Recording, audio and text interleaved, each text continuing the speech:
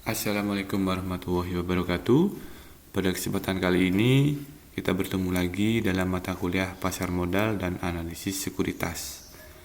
Baik, pada kesempatan ini saya akan menjelaskan mengenai analisis fundamental ya, yang berkaitan dengan analisis makro dan mikroekonomi.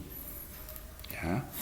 Nah, tujuan analisis perekonomian makro dan mikro itu ada 3. Yang satu adalah untuk mengetahui keadaan perekonomian suatu negara. Jadi, ketika kita ingin berinvestasi, kita harus mengetahui terlebih dahulu bagaimana keadaan ekonomi makro dan mikro di negara tersebut.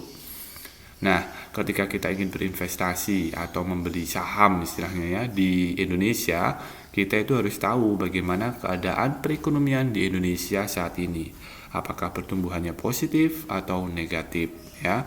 Karena menurut berita-berita yang beredar ya dekat tahun ini ya, itu banyak negara-negara yang mengalami resesi. Resesi itu apa sih? Resesi itu ketika pertumbuhan perekonomiannya itu negatif ya, tidak positif.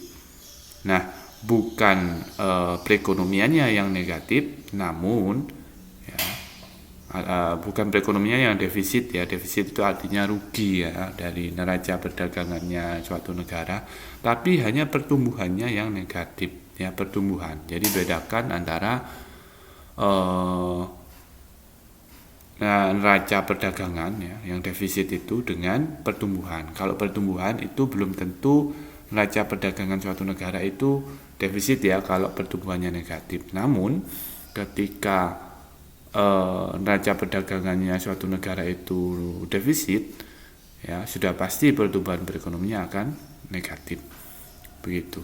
Nah, yang kedua adalah untuk meminimalisir ya atau meminimalkan risiko terjadinya kerugian saat berinvestasi. Nah, ketika kita sudah mengetahui keadaan perekonomian di suatu negara ya, perekonomian bagaimana, bertumbuh atau tidak ya, ketika masih bertumbuh ya dibandingkan dengan negara-negara lain ya yang dalam satu keadaan, misalnya Indonesia kita bandingkan dengan negara-negara berkembang lainnya ya, jangan dibandingkan dengan negara-negara maju seperti Amerika dan yang lain-lain, itu jelas berbeda ya. Kita harus ketika kita berinvestasi di negara berkembang, kita harus membandingkannya dengan pertumbuhan perekonomian di negara-negara berkembang lainnya ya. Nah, kalau kita berinvestasi di negara maju, kita harus membandingkannya dengan negara-negara maju lainnya begitu. Oke. Nah, ini sehingga dengan mengetahui pertumbuhan perekonomian suatu negara, kita bisa meminimalisir terjadinya kerugian pada saat berinvestasi. Nah, kalau perekonomian suatu negara itu bertumbuh dengan baik, maka perusahaan-perusahaan yang ada di dalamnya yang menerbitkan saham otomatis akan bertumbuh baik juga. Begitu. Jadi, resiko yang akan kita hadapi untuk penurunan aset yang telah kita beli berupa investasi tadi di suatu perusahaan itu akan bisa diminimalisir ya, begitu. Yang ketiga itu adalah untuk memprediksi pertumbuhan portofolio investasi. Nah, ketika kita mengetahui berapa sih pertumbuhan perekonomian di suatu negara, nah kita merealisasikan investasi. Misalnya di Indonesia membeli perusahaan Telkom. Perusahaan Telkom sahamnya sudah kita beli. Sehingga ketika pertumbuhan ya suatu negara itu positif, otomatis ya perusahaan Telkom ini ya, mau tidak mau dia juga akan berkembang karena perusahaan Telkom akan berkaitan dengan perekonomian nasional di Indonesia ya. Nah, disinilah kita bisa memprediksi berapa pertumbuhan ya 5 tahun ke depan saham Telkom atau bahkan 10 tahun ke depan ya dengan pertumbuhan perekonomian saat ini begitu. Oke, kita masuk ke metodenya. Nah, metode analisis perekonomian makro dan mikro. Yang pertama yang harus kita perhatikan adalah tingkat pertumbuhan perekonomian. Yang kedua adalah tingkat inflasi, yang ketiga adalah tingkat pertumbuhan sektoral ya. Baik. Nah, tingkat pertumbuhan ekonomi ya, kita bisa dapatkan ya berita-berita yang valid ya, di situs BPS ya, Badan Pusat Statistik ya, yang dikeluarkan oleh pemerintah Indonesia. Nah, menurut berita terbaru, perekonomian Indonesia triwulan 2 di sini itu adalah turun 5,32%. Berarti minus ya, minus 5,32%. Memang pertumbuhannya minus ya, karena adanya pandemi.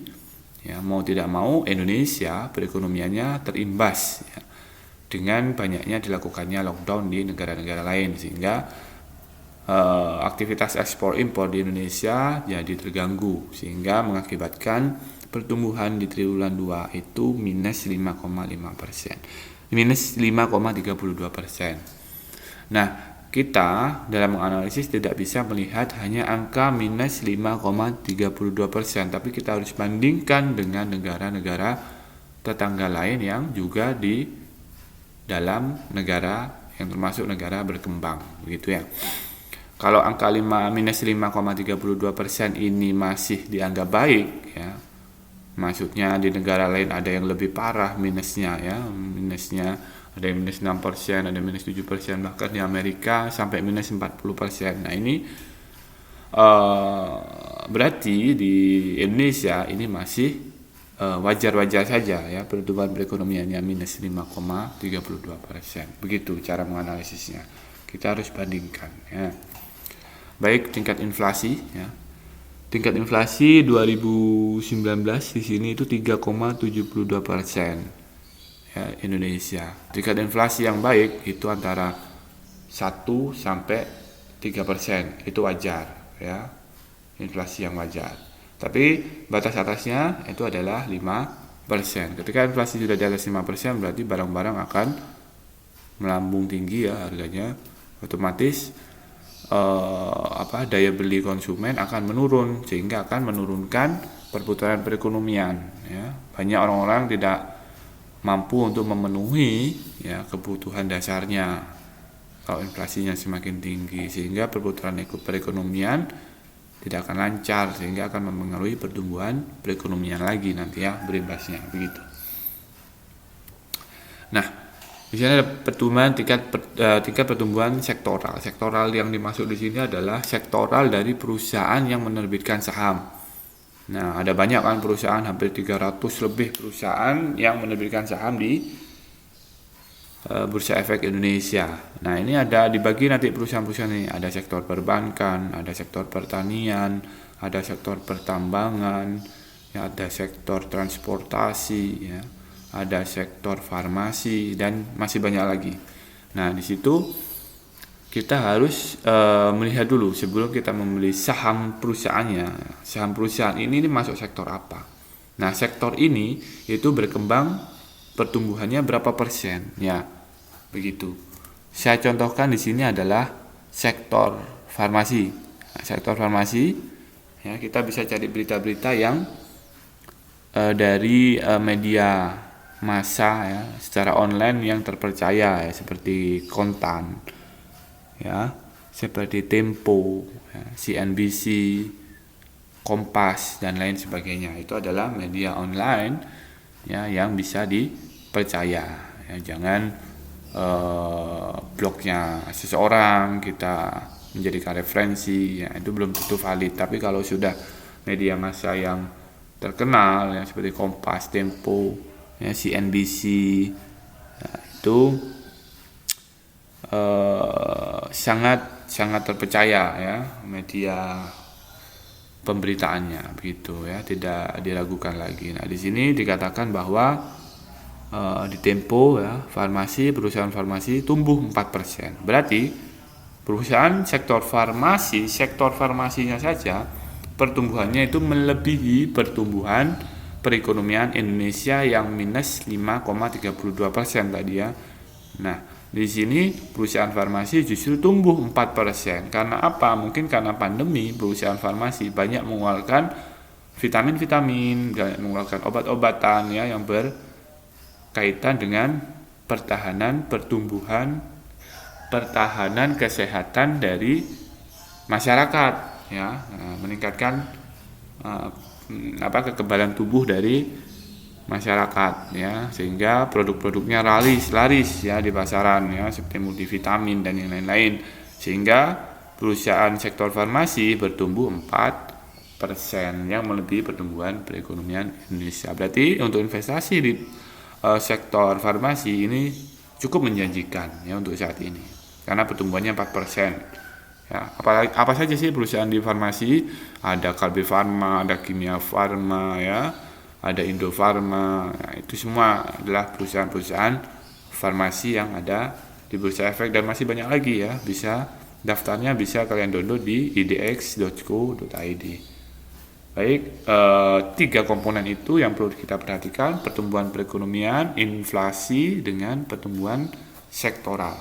Ya. Baik, saya akhiri pertemuan pada hari ini. Wassalamualaikum warahmatullahi wabarakatuh.